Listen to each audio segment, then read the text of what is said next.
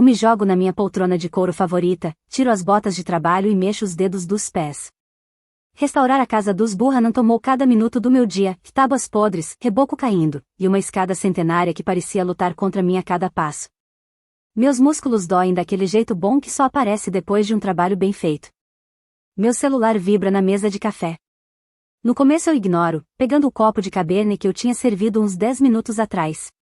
O vinho vermelho pega os últimos raios dourados do pôr do sol pelas janelas do meu ateliê. O celular vibra de novo, e de novo. Eu dou um gole longo e pego ele, deslizando pelo feed de notificações. Mais um dia, mais uma dúzia de e-mails de clientes e empreiteiros. Aí eu vejo. Meu polegar congela no meio do scroll. Uma foto da minha irmã Nila com um vestido de cetim branco, o rosto iluminado por um véu delicado. A legenda diz: prova final para o grande dia. Nila e Travis. Para sempre.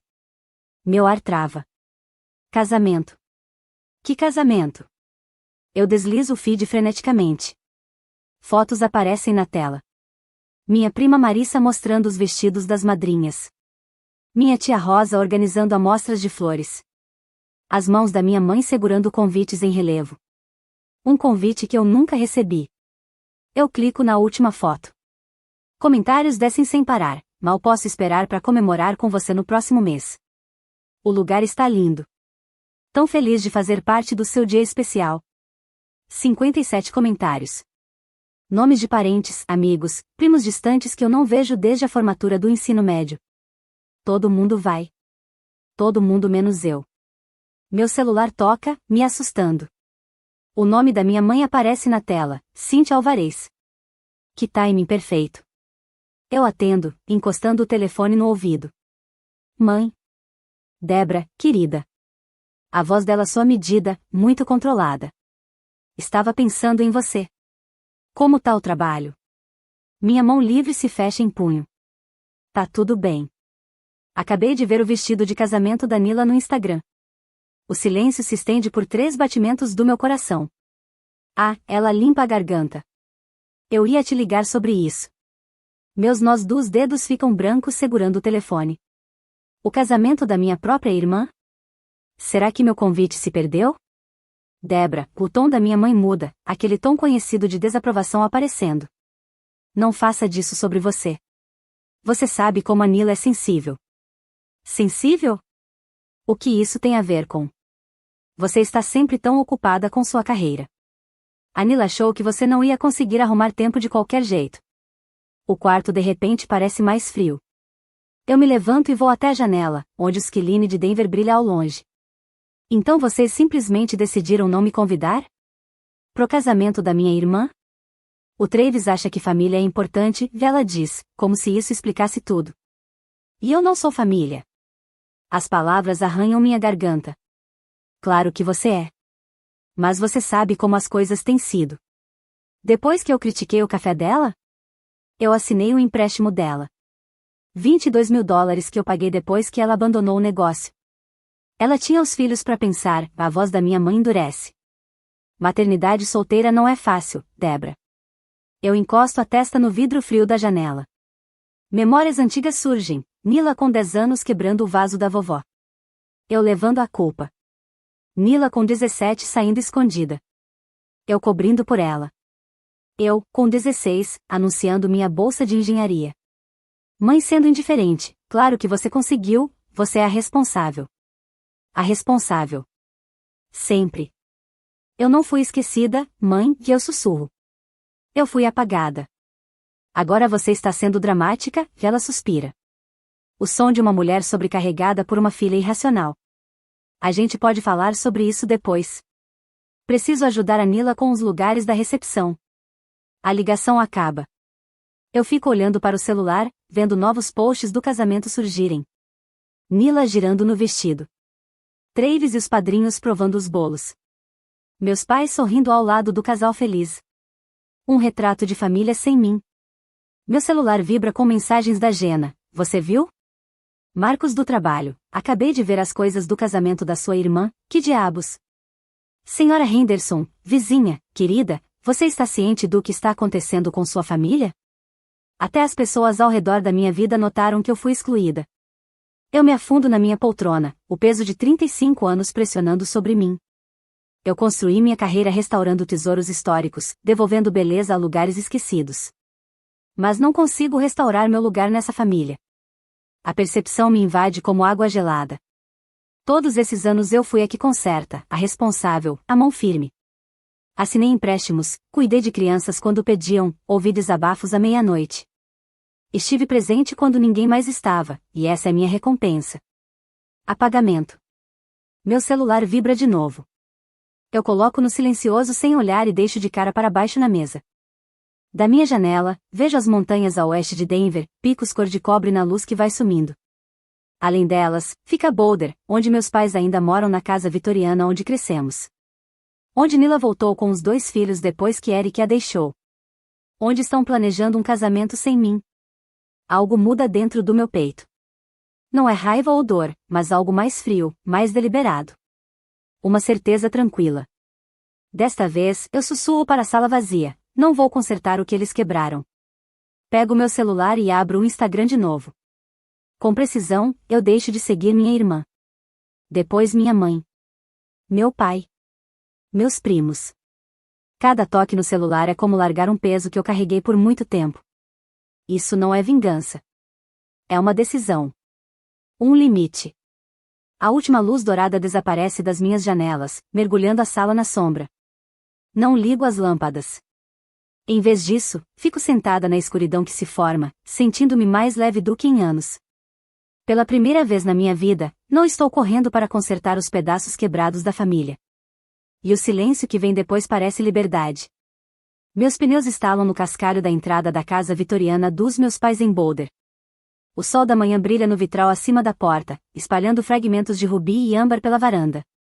A casa se mantém orgulhosa contra o fundo das montanhas, com seus detalhes clássicos e beirais largos, tão familiar quanto meu próprio reflexo. Seguro o volante até os nós dos dedos ficarem brancos. 3 dias desde que descobri os planos do casamento da Nila, 3 dias de ligações ignoradas de todo mundo, exceto da minha mãe, cujas mensagens de voz ficam cada vez mais dramáticas. Meu pai aparece na porta da garagem, curvado como sempre. Héctor Alvarez, sempre se escondendo atrás de algum projeto. Hoje é seu Mustang 1967, que ele vem restaurando desde que eu estava no ensino médio. Ele se endireita quando vê meu carro, limpando a graxa das mãos num pano velho. Os olhos dele vão para casa e voltam para mim. Não há cena. Eu desligo o carro e saio para o calor de junho. Pai. Deb. Ele acena com a cabeça e volta para dentro da garagem. Sua mãe está lá dentro. Claro que está. E claro que ele não vai ficar do lado dela nessa conversa. Algumas coisas nunca mudam. A porta da tela rende quando entro. A casa cheira a canela e café, a versão da minha mãe de armadura emocional. Ela aparece na porta da cozinha, rosto arrumado em preocupação calculada. Debra. Eu ia te ligar agora mesmo. Cíntia Alvarez, rainha do time inconveniente. Café? Fiz seu bolo de café favorito. Não quero café. Fico parada na entrada, mãos nos bolsos. Quero saber por que não fui convidada para o casamento da Nila. O sorriso da minha mãe vacila, depois se refaz. Ah, querida, é complicado. Você está tão ocupada com sua carreira. Não. A palavra corta a desculpa dela. Isso não é uma razão. Ela se ocupa com a cafeteira, ganhando segundos. Nila teve medo que você não aprovasse o Travis. Você pode ser intimidadora. Intimidadora? Por que eu fiz perguntas quando ela o apresentou depois de 3 semanas de namoro? Ele acha que família é importante, Debra. Ela coloca 2 xícaras no balcão com mãos trêmulas. E você sempre foi tão independente. A porta da garagem se abre. Meu pai entra, olhos fixos no chão de madeira. Não complique mais do que já está. Ele murmura. Mais difícil para quem? O calor sobe no meu peito. Pra Nila? Pra Travis? Pra vocês dois? Quem sempre deu desculpas pra ela? Os olhos da minha mãe se enchem de lágrimas ensaiadas. Isso não é justo. Justo? A palavra explode da minha boca. Foi justo quando eu assinei aquele empréstimo pro café dela? $22.000, mãe. Foi isso que eu paguei depois que ela abandonou o negócio 9 meses depois. Ela tinha os filhos para pensar, minha mãe sussurra. Depois que o Eric a deixou, meu pai intervém, finalmente olhando para mim. Eric a deixou há 4 anos. O fiasco do café foi ano passado. Me aproximo dos dois. Eu tenho pago essas contas enquanto ela posta fotos de férias em Sedona. Ser mãe solteira não é fácil, minha mãe insiste. E o Travis é a segunda chance dela, a voz do meu pai se fortalece nessa defesa familiar. Ele tem um bom emprego em vendas farmacêuticas. Ele pode dar estabilidade. Então, ela encontrou seu pão de cada dia. E agora eu estou sendo a estraga-prazeres? As peças se encaixam de forma nauseante. O Travis disse que não quer você lá? O silêncio deles confirma. Ele acha que eu não me importo com minha família. Eu rio. Um riso áspero no ambiente acolhedor da cozinha. Que engraçado. Vindo de um homem que a conhece há, 7 meses? Por favor, entenda, minha mãe tenta segurar meu braço. Esse casamento significa tudo para ela. Depois do café. Depois que o Eric a deixou com as crianças. Emma e Lucas merecem estabilidade, acrescenta meu pai. Sempre as crianças como escudo. Emma de 8 e Lucas de 6 usados como justificativa para cada decisão ruim da Nila. E eu? O que eu mereço? Pergunto baixinho. Depois de pagar as dívidas dela? De cuidar das crianças todo fim de semana que ela tinha um encontro? De ouvir ela chorar sobre o Eric às 2 da manhã por meses? Você é mais forte, diz minha mãe, como se fosse um elogio. Sempre foi a responsável. A responsável. O caixa automático da família. A terapeuta de graça. A babá de emergência. Nunca a irmã que merece ser incluída. Eu me viro para a porta. De repente, exausta. O peso das expectativas deles. As manipulações. Mais pesado que as vigas de madeira que instalei ontem na casa dos Burhana. Debra. Por favor. Minha mãe me segue. Somos família. Família. Paro na porta. É isso que somos. Meu pai dá um passo à frente. Para onde você vai? Longe daqui, digo simplesmente. Se a Nila quer um casamento perfeito, ela pode ter sem mim. Deixo eles parados na porta. Rostos pintados de confusão. Como se não conseguissem entender que desta vez eu não vou absorver o golpe. 20 minutos depois. Eu me sento em uma cabine do Copper Kettle, a cafeteria onde Jenna trabalha. Ela me vê e traz um latte sem perguntar. Se senta do outro lado. Foi tão ruim assim, hein? Jenna me conhece desde a faculdade. Ela reconhece no meu rosto os sinais de um confronto familiar. Pior, eu digo, envolvendo as mãos na caneca quente. Travis acha que eu não me importo com a família. É por isso que não fui convidada. Travis? Ela ri.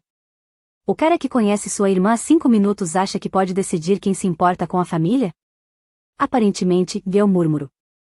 Jenna olha ao redor e puxa o celular. Falando em Travis, ela desliza o aparelho para mim. A Kelly tirou essas fotos ontem à noite no Downtown Lounge. As fotos mostram Travis com o braço em volta de uma loira que definitivamente não é minha irmã.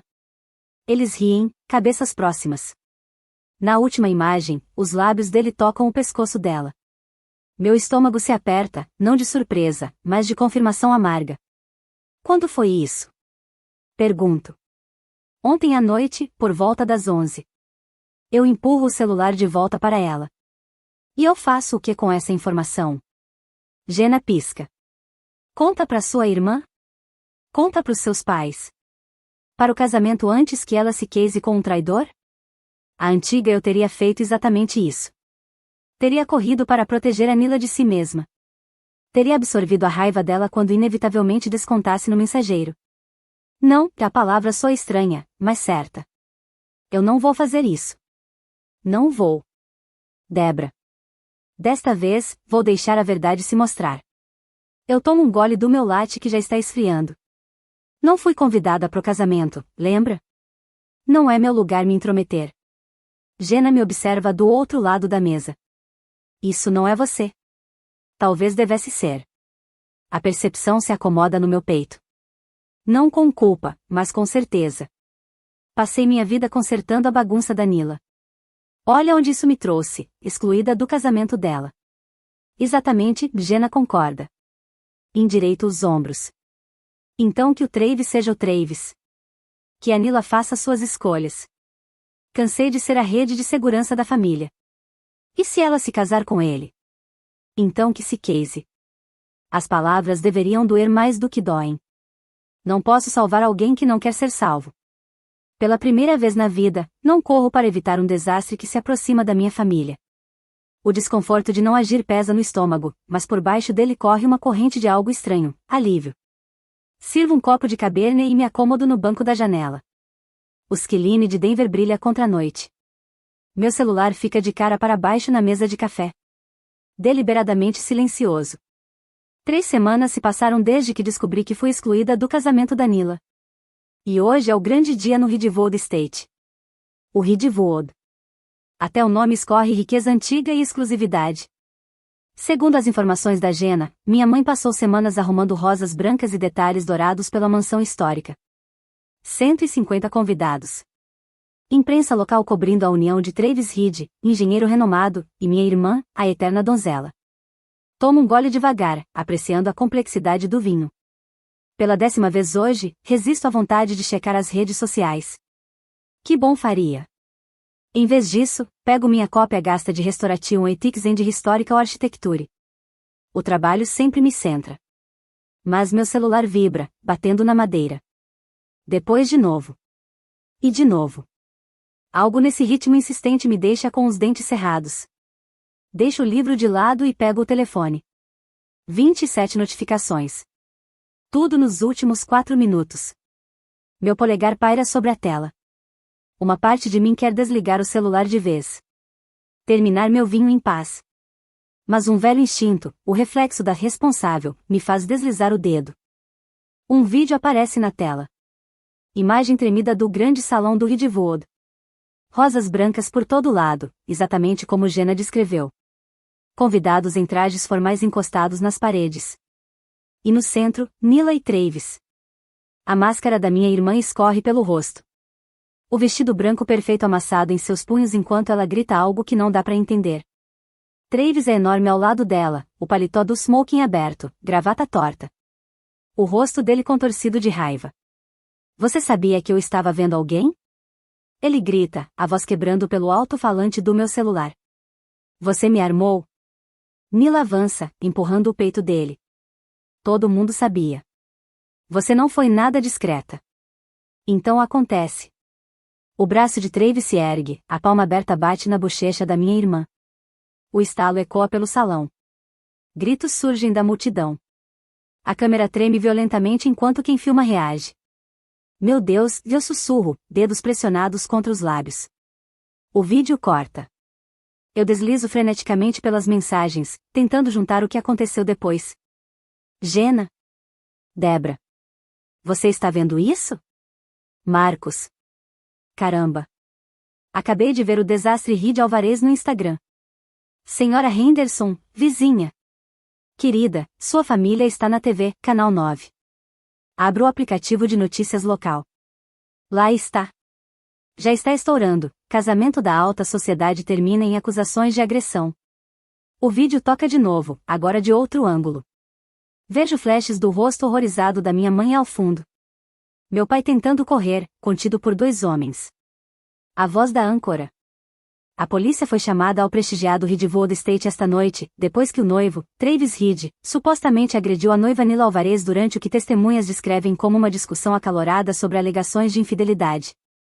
Desligo o celular de repente, jogando na almofada ao lado.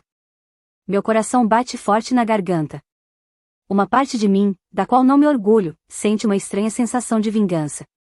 Mas logo é engolida pela preocupação verdadeira com a Nila.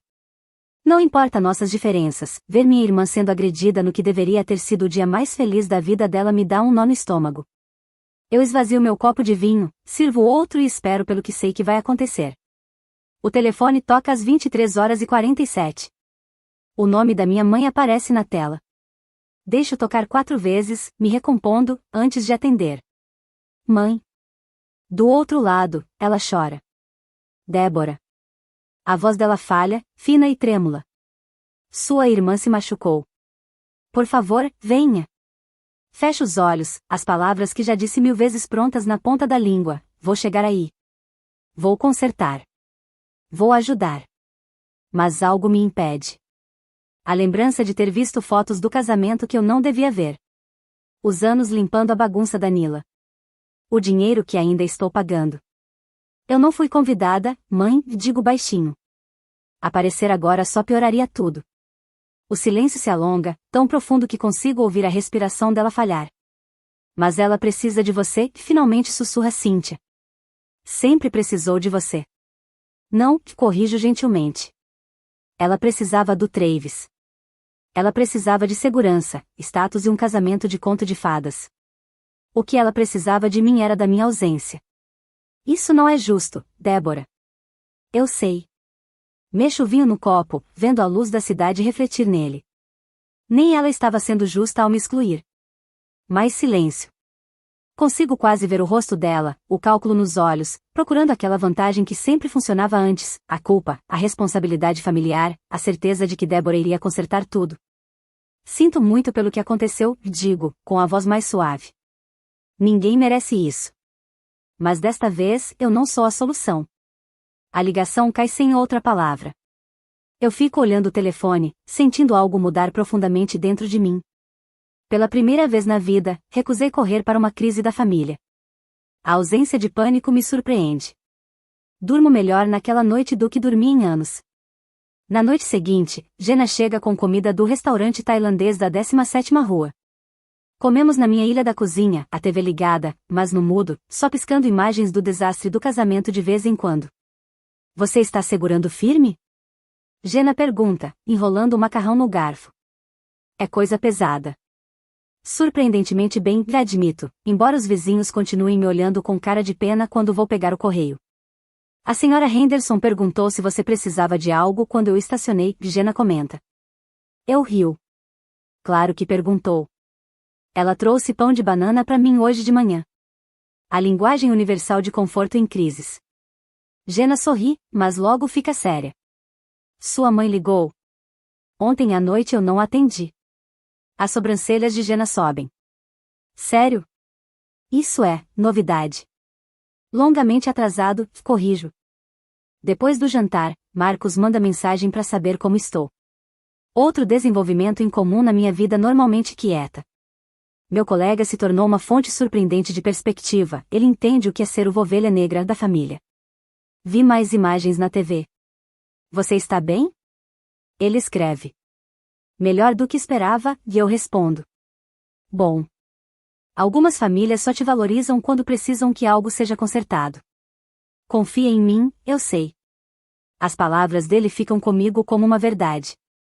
Ainda penso nelas quando, pouco depois das 9, alguém bate na porta da frente. Pelo olho mágico, vejo meu pai, encharcado pela chuva repentina, parado na varanda sem guarda-chuva. Água escorre do cabelo prateado pelo rosto marcado pelo tempo. Ele parece 10 anos mais velho do que quando o vi pela última vez. Débora, que ele chama, a voz quase inaudível pela porta. Por favor, preciso falar com você. Encosto a testa na madeira fria, sentindo a vibração da batida na pele. É sobre a casa, e ele acrescenta, a voz carregada de desespero. O banco está ameaçando com a execução hipotecária. Minha mão congela na maçaneta. Execução hipotecária? Meus pais têm aquela casa vitoriana há 35 anos. Uma parte de mim quer fingir que não estou em casa. Deixar ele ficar na chuva e sentir como é o gosto do abandono. Mas os ombros curvados e a aparência encharcada dele mexem com algo profundo em mim. Com um suspiro, giro a chave e abro a porta. Você tem 10 minutos, digo, me afastando. E que isso não seja sobre a Nila. Ele entra, água da chuva formando poças nos pés, e balança a cabeça. É pior que isso, diz, tirando um envelope grosso de dentro da jaqueta. Muito pior. Enquanto fecho a porta atrás dele, um arrepio percorre meu corpo, nada a ver com a chuva. Enquanto ele se seca, incho a chaleira elétrica. Algumas conversas pedem bebida quente. Minhas mãos tremem um pouco enquanto tiro 2 canecas do armário, antecipando qualquer nova crise familiar que ele trouxe até minha porta. Quando ele aparece, parece menor, diminuído de algum jeito. Segura o envelope de Manila, amassado e úmido nas bordas. A gente estava usando seu dinheiro para outra coisa, disse sem rodeios. A chaleira apita. Eu despejo água quente nos sachês de chá, ganhando tempo para processar as palavras dele. Que dinheiro? Os cheques mensais. Pra casa. 4 anos atrás, meus pais disseram que estavam com dificuldades para pagar a hipoteca. Eu vim enviando $1.100 todo mês desde então. Pra hipoteca? Digo devagar. Foi o que você me contou. Não exatamente. Ele desliza o envelope sobre a mesa de jantar. Era para um empréstimo. Uma linha de crédito com garantia da casa. Abro o envelope, espalhando o conteúdo sobre a madeira polida. Extratos bancários. Documentos do empréstimo. Avisos de processo de execução hipotecária. Meus olhos param no valor do empréstimo. $195 mil. Você fez um ELOC? Ele assente, olhos fixos nas mãos. Pra Nila. Depois que o Eric a deixou, as crianças precisavam de estabilidade. Eu examino os papéis, o sangue gelando quando vejo os consignatários, Cíntia Alvarez e Nila Alvarez. Pai, a Nila não mora nessa casa há anos. Como ela poderia coassinar? Sua mãe, que ele engole seco. Ela disse pro banco que a Nila estava morando com a gente. A compreensão cai sobre mim. Então o dinheiro que eu estava enviando. O dinheiro estava indo para os pagamentos do ELOC, não para a hipoteca original. Pego uma calculadora na gaveta da minha mesa, digitando os números com os dedos trêmulos. 4 anos. 12 meses. $1.100 por mês. $82 mil. Minha voz parece distante, como se outra pessoa estivesse falando. Vocês tiraram $82 mil de mim sob falsos pretextos. Débora. Pra onde foi o dinheiro? Exijo, batendo a palma na mesa. A caneca pula, derramando chá sobre os extratos. Nenhum de nós se move para limpar. As dívidas da Nila. As taxas legais depois que o Eric a deixou. A entrada da casa dela. Travis tinha exigências sobre onde eles iriam morar. Eu rio. Um som áspero que até me surpreende. Travis? O homem que bateu nela no casamento? Foi ele que recebeu meu dinheiro. Meu pai não responde. O silêncio é resposta suficiente. Eu me levanto. Vou para meu escritório com precisão mecânica. Volto com meu celular e minha câmera digital. Começo a fotografar cada documento. O que você está fazendo? Ele pergunta. Documentando fraude. O clique da câmera é final e satisfatório. Fraude bancária. Especificamente, falsificação de informações de residência em uma aplicação de empréstimo. Você não pode. Ele insiste. Eu posso sim. Continuo fotografando. Minhas mãos agora firmes. E eu vou. Isso destruiria sua mãe. Os filhos da Nila. Não. Levanto uma mão. Não ouse colocar isso em mim. Não fui eu que menti. Não fui eu que roubei. O rosto dele se contorce. Nós nunca tivemos intenção. Tiveram sim, digo, pousando a câmera. Olhando diretamente nos olhos dele. Vocês quiseram tudo isso. Só não esperavam ser pegos. Meu celular vibra. Uma mensagem do Marcos, meu colega, e informações de contato do banco a caminho. Quanto ainda falta no ELOC? Pergunto. Uns 70 mil, meu pai passa a mão no rosto. O aviso de execução chegou ontem. Estão cobrando o saldo total. Volto a fotografar, capturando cada assinatura, cada declaração falsa. Meu pai observa em silêncio, finalmente entendendo a magnitude do que fizeram. Por que agora? Pergunto, finalmente. Por que me contar isso depois de todo esse tempo? Sua mãe achava que conseguiríamos refinanciar. Mas nenhum banco vai tocar em nós depois que o fiasco do casamento foi notícia. Ele hesita. E eu não consegui mais viver com isso. Não depois que você foi excluída do casamento. Não depois de tudo. Meu celular toca. Atendo sem olhar o número. A voz de Jenna preenche a linha. Aviso. No dia seguinte, estou no centro da minha sala de estar. Observando meus preparativos com o olhar meticuloso que normalmente reservo para inspeções de prédios históricos. A grande mesa de jantar de Carvalho, um projeto de restauração que salvei de uma casa de fazenda de 1880, domina o espaço. Sua superfície conta uma história de traição através de papéis, fotografias e extratos bancários cuidadosamente organizados. Uma batida na porta anuncia a chegada da tia Rosa.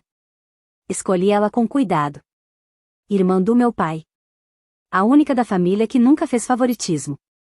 Você parece cansada, mija, ela diz, entrando. O cabelo prateado emoldura olhos preocupados. Não cansada. Pronta. Ajusto uma pilha de extratos bancários. Obrigada por estar aqui. Ela aperta minha mão. Família deve dizer a verdade, não mentiras bonitas. A campainha toca de novo. Meu estômago se aperta quando olho o relógio. Eles chegaram 15 minutos antes. Um movimento de poder. Clássico da Cíntia. Vou fazer café, Rosa oferece, recuando para a cozinha. Abro a porta e os encontro agachados na varanda. O rosto da minha mãe tem uma máscara de dignidade ferida. Meu pai observa os sapatos.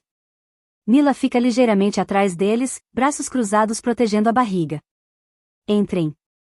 Minha voz soa estranha para mim mesma, firme, controlada. Eles passam por mim como participantes de um funeral silencioso. Ninguém fala enquanto se acomodam ao redor da minha mesa de jantar. Nila respira fundo quando percebe os papéis. Os ombros do meu pai caem mais. Os lábios da minha mãe se comprimem numa linha sem cor. Tia Rosa traz o café que ninguém toca. Eu permaneço em pé. O silêncio se estende até minha mãe se mexer na cadeira. Para que todo esse drama, Débora, se você precisa de ajuda com suas finanças? Pare. A palavra corta a deflexão dela como uma lâmina. Pela primeira vez na sua vida, pare de falar e ouça. Deslizo um documento na direção dela. Esta é a linha de crédito com garantia da casa que você fez há 4 anos. $195 mil. Com a Nila como consignatária, dizendo que morava na propriedade. Os olhos do meu pai se fecham por um instante. Continuo, empurrando outro documento, que é o contrato de aluguel que eu assinei quando me mudei há 12 anos. O mesmo que proíbe você de usar minhas informações financeiras ou dizer que eu moro lá. Toco uma pilha de extratos bancários. E estes mostram as transferências de dinheiro. $1.100 por mês da minha conta para a sua. Totalizando $82 mil em 4 anos. O rosto da Nila perde a cor. Mãe? Do que ela está falando? Nossa mãe me disse que a casa precisava de reparos. Eu expliquei, digo, sem tirar os olhos de Cíntia. Um telhado novo. Fundação da casa. Que vocês estavam com dificuldade para pagar as contas na aposentadoria. Ela pediu ajuda. Eu concordei em enviar o que podia todo mês. Meus dedos tremem um pouco enquanto mostro as fotografias. Estas são fotos da câmera de segurança do banco. Mãe depositando meus cheques direto na conta do Eloque. O queixo de Cíntia se levanta. Eu só fiz o que tinha que fazer para manter um teto sobre a cabeça das crianças. Você manteve esse teto com o meu dinheiro e minha confiança. A fúria pulsa por trás dos meus olhos, mas minha voz continua firme. O mesmo dinheiro que ganhei trabalhando 60 horas por semana, enquanto pagava o empréstimo falido do café da Nila. A boca da Nila se abre. Empréstimo do café? Mas você disse que era um refinanciamento. Sua irmã coassinou seu negócio, intervém tia Rosa, baixinho. Quando deu errado, ela pagou cada centavo. Meu pai finalmente fala, voz rouca de vergonha. Deb, nunca imaginamos que isso iria tão longe. Não, levanto a mão. Intenções não apagam fraude. Fraude? Cíntia gagueja. Somos família. Ela diz. Família não rouba uns dos outros. Família não falsifica assinaturas em documentos de empréstimo, e eu rebato. Nila encara os papéis, mãos trêmulas. Eu não sabia, Débora. Ela diz. Mamãe só falou que era um refinanciamento. Que você aprovou tudo. Eu acredito nela. Nila sempre foi a filha perfeita, mas nunca mente por trás de nada. Cíntia resmunga. E o que você quer? Mandar seus pais pra cadeia? Deixar sua irmã sem casa com 2 crianças? A cabeça do meu pai se ergue. Chega de pecado. A firmeza na voz dele nos assusta a todos. Em 40 anos de casamento, nunca ouvi falar com ela assim. Você tem todo o direito de estar furiosa, ele diz, mãos enrugadas espalhadas sobre a mesa. Se você quiser a casa, nós vamos transferi-la. O terreno ao lado pode ser vendido para pagar o que tomamos. Cynthia fica em silêncio, mãos torcendo no colo. Eu olho de verdade para meu pai. O carpinteiro orgulhoso que me ensinou a restaurar em vez de substituir. A encontrar valor nas coisas danificadas. Seus olhos mostram mistura de vergonha e alívio. O peso dos segredos finalmente levantando. Eu não quero a casa, digo. Só quero que isso acabe. Tia Rosa tira um caderno da bolsa. Falei com um amigo da First American Title. Podemos fazer uma escritura rápida do terreno ao lado hoje e transferi-lo direto para Débora. Poderíamos vender, diz meu pai. O moleque do moinho ao lado pergunta sobre ele há anos. Quero ampliar o jardim dele. Tudo bem, a voz da minha mãe é seca. Não preciso de desculpas, digo, surpresa ao perceber que é verdade. Só quero paz. O silêncio volta à sala, mas agora mudou. Não está mais tenso com acusações não ditas, mas pesado com a verdade finalmente reconhecida. 2 semanas depois, nos encontramos numa empresa de títulos no centro. O advogado explica os documentos com profissionalismo frio. Meu pai assina toca primeiro, de novo, depois minha mãe. Meu estômago se aperta quando paira na mão dela por um momento antes de escrever o nome. Eles chegaram 15 minutos antes. Eu não faço discurso sobre movimento de poder. Não lanço acusações. Clássico da Cynthia. Apenas assino onde indicado e recebo cópias dos papéis. Para a cozinha. Quando nos levantamos para sair, meu pai toca na varanda. O rosto da minha mãe tem uma máscara de dignidade ferida. Por tudo. Meu pai observa os sapatos, sem palavras que não abalem a compostura fica ligeiramente atrás deles, braços cruzados do lado de fora, barriga. Na calçada, Nila se aproxima, hesitante. Minha voz soa estranha para mim mesma. Eu vou te pagar de volta, ela promete.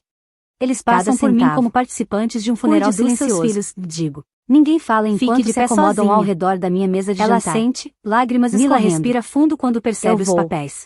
Dirijo para a casa sozinha, do meu pai caem janelas abertas, o vento de outono da minha mãe se comprimem numa linha sem cor. Meu celular toca. Tia Rosa traz o café que ninguém toca. Conferindo. Eu permaneço em pé, digo. O silêncio como se estende até minha mãe se mexer na cadeira. Penso na pergunta. Para que todo esse drama? A raiva Débora, ainda queima. Se você precisa de ajuda diferente com suas finanças.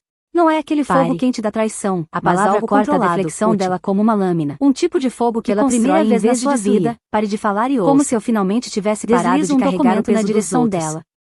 3 dias depois, de crédito com garantia da casa que você fez há 4 anos. No sábado à tarde se você quiser trazer $195 mil.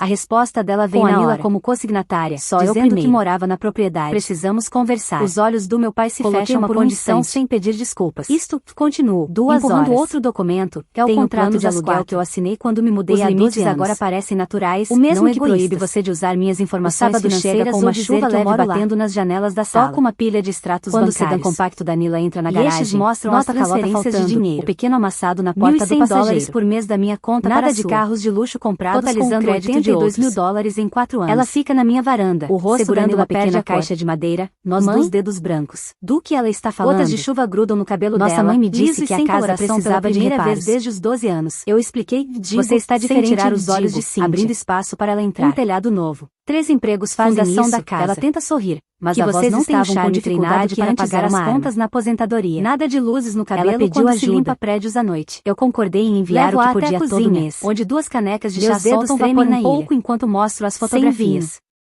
Essas são fotos de intimidade de segurança do banco. Isso é para você. Mãe depositando meus cheques direto na caixa de madeira entre nós. O queixo de Cynthia se levou quando estavam limpando a casa vitoriana. Eu só fiz o que tinha que fazer para manter um teto sobre a cabeça das crianças. Levanta a tampa dobrável. Você manteve esse teto, o relógio de bolso do nosso avô, a caixa de ouro escurecida pela idade. A fúria pulsa por trás dos meus olhos. A única herança significativa que nenhum de nós recebeu quando ele morreu. O mesmo dinheiro que ganhei trabalhando 60 horas por semana, enquanto pagava o empréstimo falido do café da Nila. Pergunto, pegando a boca da Nila se abre. Você mencionou uma vez, quando éramos adolescentes. Mas você disse que era um refinanciamento. Ela observa enquanto eu dou corda lentamente. Sua irmã co-assinou seu negócio, o mecanismo faz um clique, baixinho. Depois começa a marcar o tempo com força surpreendente para algo tão esquecido. Meu pai finalmente fala, não apague os erros, rouca de vergonha, mas ensina quando parar de repeti-los. Nunca imaginamos que isso iria tão longe. Sentamos em silêncio enquanto a chuva bate nas janelas. A mão. Não é desconfortável. Não apagam fraude. Não é forçado. Fraude? Apenas 2 adultos reconhecendo verdades enterradas por muito tempo. Ela diz, o que você fez com o dinheiro? Família não rouba uns dos outros. Ela pergunta finalmente. Família não falsifica assinaturas em documentos de empréstimo. Encontra o olhar dela. Mila Não encara os guardei. papéis, mãos trêmulas. Mamãe disse. Eu não sabia. Abri contas Débora. para Emma e o Lucas. Ela diz. Fundos para Mamãe a faculdade. só falou que era um refinanciamento. Os olhos dela se arregalaram. Que você aprovou tudo. Depois de tudo que Eu fizemos, acredito nela. Depois Mila de... sempre foi a filha perfeita. Cansei de salvar mas adultos, nunca mente digo, por trás de nada. sentindo que essas palavras estão Cíntia certas. resmunga. Mas as E o que crianças, você quer? elas ainda merecem Mandar uma chance. seus pais pra cadeia? Quando ela vai embora uma Deixar hora sua depois, irmã sem não nos casa com abraçamos. duas crianças. Não fazemos A cabeça promessas do sobre meu pai se feriados ergue. juntos ou férias compartilhadas. Chega de pecado. Mas algo A mudou. firmeza na voz dele nos assusta Como um a osso todos. finalmente colocado no lugar Em 40 depois de anos anos de casamento, desalinhamento nunca doloroso. ouvi falar com ela assim. Naquela noite, Você sentei tem todo o sozinha no direito de balanço estar da varanda, furiosa, vendo o ele pôr do diz, sol mãos pintar as enrugadas montanhas de espalhadas dourado. sobre a mesa. Meu diário Se está você quiser aberto a no meu casa, colo. nós vamos transferi-la. A entrada de hoje é simples, O terreno ao mas lado completa. pode ser O menor vendido para tipo de pagar o que vingança é tomamos. paz e silêncio. Cíntia fica Nenhuma em amargura silêncio, percorre mãos meu torcendo peito enquanto colo. escrevo essas palavras. Eu olho de verdade para Nenhuma meu pai. necessidade ardente de O acertar carpinteiro contas. orgulhoso que me ensinou a Apenas restaurar a em calma vez de certeza de substituir. que encontrei o meu caminho A de encontrar volta para valor mim nas mesma. coisas danificadas. Naquele silêncio, Seus finalmente olhos me mostram sinto livre. mistura de vergonha e alívio. O peso dos segredos finalmente levantando. Eu não quero a casa, digo.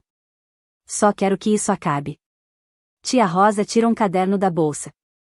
Falei com um amigo da First American Title. Podemos fazer uma escritura rápida do terreno ao lado hoje e transferi-lo direto para Débora. Poderíamos vender, diz meu pai. O moleque do moinho ao lado pergunta sobre ele há anos. Quero ampliar o jardim dele. Tudo bem, a voz da minha mãe é seca. Não preciso de desculpas, digo, surpresa ao perceber que é verdade. Só quero paz. O silêncio volta à sala, mas agora mudou. Não está mais tenso com acusações não ditas, mas pesado com a verdade finalmente reconhecida. 2 semanas depois, nos encontramos numa empresa de títulos no centro. O advogado explica os documentos com profissionalismo frio.